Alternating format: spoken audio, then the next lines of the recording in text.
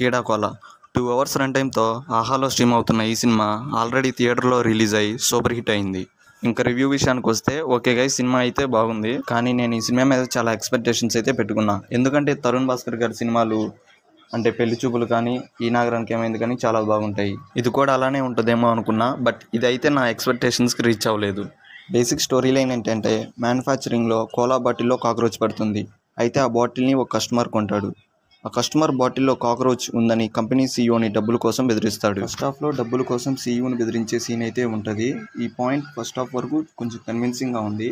But second హాఫ్లో ఈ point మీద కాన్సన్ట్రేట్ చేయడం వల్ల లూజ్ అయితే అయింది. అంటే ముందు ఉన్నంత కన్విన్సింగ్గా సెకండ్ హాఫ్ అనిపించదు ఆ సీన్ వరకు. ఇంకా కామెడీ విషయానికి వస్తే కామెడీ కూడా బాగుంది. అంటే సినిమా మొత్తం నవ్వుకుంటారని చెప్పలేను. ఫస్ట్ హాఫ్లో కొంచెం సేపు, సెకండ్ హాఫ్లో కొంచెం సేపు నవ్వుకుంటారు. సినిమాలో బ్రహ్మానందం గారికి ఒక ప్రాబ్లం అయితే ఉంటుంది. ఆ ప్రాబ్లం వాడుకొని కామెడీ అయితే కొంచెం బాగానే జనరేట్ చేశారు. ఇంకా సినిమాలో అందరూ చాలా బాగా పర్ఫామ్ చేశారు. ఇచ్చిన రోల్కి న్యాయం చేశారు. ఇంకా రివ్యూ అయితే ఇంతే గైస్. వీడియో నచ్చితే లైక్ చేయండి, షేర్ చేయండి.